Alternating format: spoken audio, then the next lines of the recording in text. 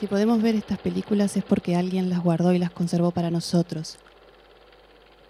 Me gustaría hablarles de las películas caseras desde la experiencia personal de haber encontrado 3 rollitos de 3 minutos, donde mi padre me filma con una cámara Super 8 que compró en el año 78 en un remate por televisión.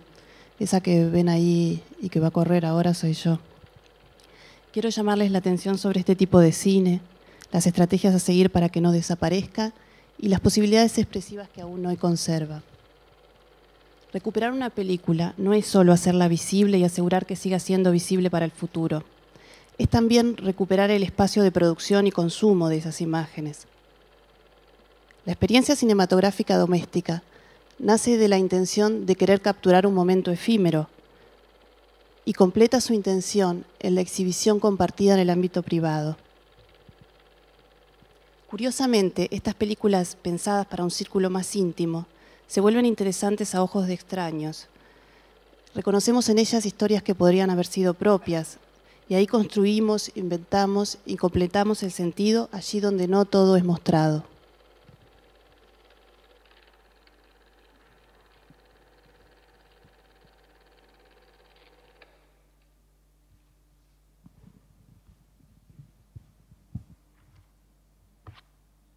Personalmente, puedo pasarme horas espiando por la ventana del monitor a gente que no conozco y que ni siquiera sé sus nombres, pero que de a poco, después de mirarlo mucho rato, empiezo a descubrir los vínculos que tienen entre sí, empiezo a ver esos rostros y me empiezan a parecer familiares.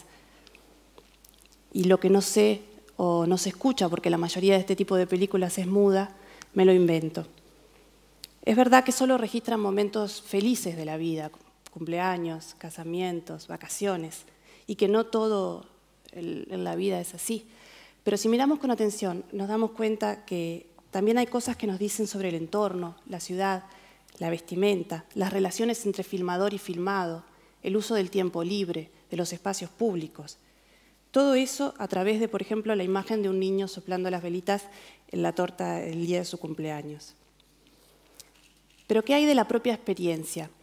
Imagínense o piensen cuántas veces recuperamos un recuerdo de la infancia que ni siquiera recordábamos qué sucedió, solo mirando una fotografía, mirada repetidas veces, cada vez descubrimos nuevos detalles. Piensen si toda esta cantidad de lecturas podemos hacerla a partir de una imagen fija, cuánto más podemos aprender de las imágenes en movimiento. Pero ¿qué hacemos con todo esto? ¿Cómo logramos que esas imágenes sigan estando atrapadas ahí y que podamos recurrir a ellas cuantas veces queramos? Y pregúntese también qué pasa cuando estas imágenes privadas, que están pensadas para ser consumidas en un círculo bastante íntimo, salen de sus límites y ganan importancia para espectadores desconocidos 70 años después. También hay que pensar en su importancia, ya que muchas películas caseras o registros amateur, filmaciones amateur, son el único registro disponible que nos queda de un lugar o de un acontecimiento o de una época también. Es mucho el volumen producido de las películas familiares, entonces es casi imposible pensar que cualquier institución pública o privada puede hacerse cargo de conservar toda esta cantidad de películas.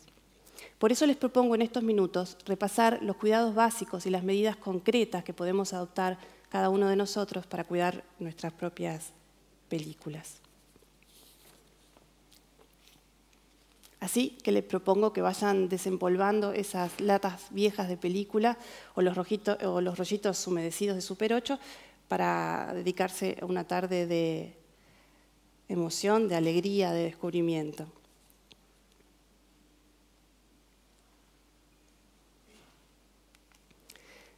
Lo primero, la primera medida que tendríamos que tomar es saber de qué tipo de película se trata.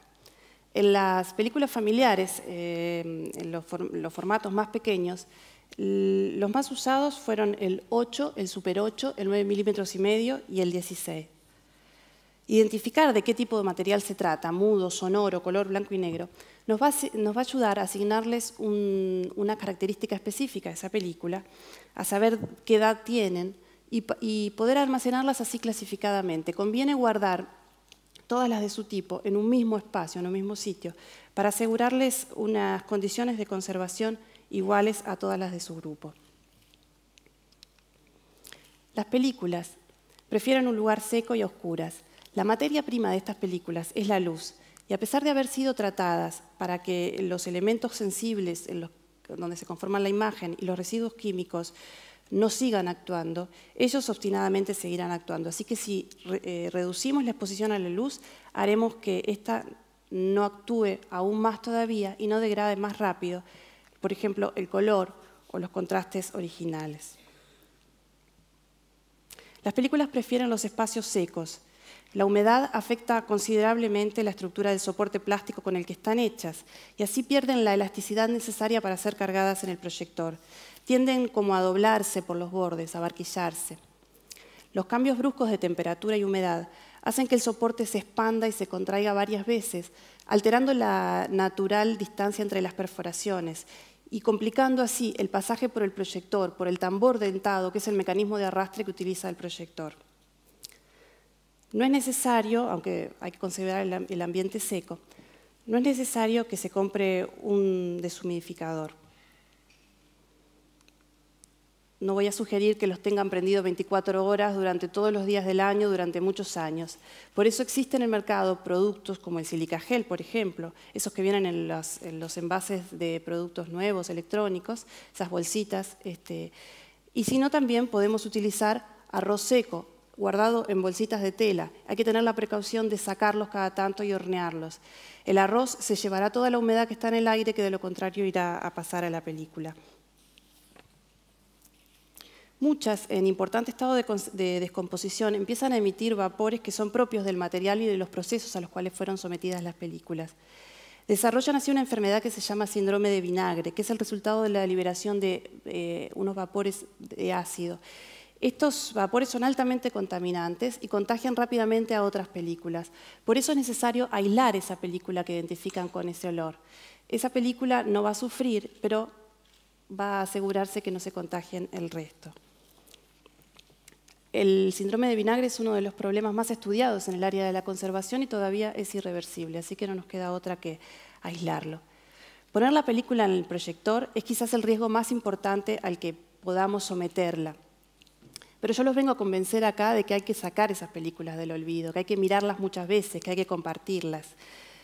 La digitalización o la transferencia a un sistema electrónico de imagen es la clave en este caso, pero no la solución a los problemas de conservación. Pasarlas a DVD, por ejemplo, es una solución que podemos adoptar para poder verlas repetidas veces. Pero al pasarla a DVD lo que tendremos será una reproducción de esa película y la película perderá las características fundamentales que tiene. También es necesario romper con esa idea, esa idealización de la digitalización. Digitalizar la imagen no es mejorarle la calidad o asegurarle un para siempre en la vida de la película. Los discos ópticos, el DVD por ejemplo, tienen una vida limitada, incluso mucho más limitada de la que nosotros podamos pensar. La agresividad a la que están sometidos los lectores y también algunas otras, la fragilidad propia del formato de DVD hace que puedan rayarse rápidamente, que se pueda desprender la capa reflectora. Y lo cierto es que quizás en 2 o 5 años no podamos reproducir más ese DVD. Ya pasó eso con el U-matic, también pasó con el VHS. El cine sigue siendo el ave fénix de la imagen. ¿Ustedes se acuerdan cuando apareció el VHS? Bueno, miren ahora quién desapareció primero. Así que nunca hay que desprenderse del material original. Copiarlo para verlo muchas veces, pero conservarlo en estas condiciones que les acabo de recomendar es una buena señal. Así que cuidemos, por favor, las películas caseras. La mejor forma es sacarlas del olvido, mirarlas, compartirlas. Si consigo que hoy acá, con estos pocos minutos, salgan derecho a preguntarle a sus abuelos o a sus padres si conservan todavía las películas familiares, estos minutos habrán tenido sentido. Bueno, me acompañó acá también mi socio Nico, que hizo estos videos y que aportó con ideas esta charla. Muchas gracias.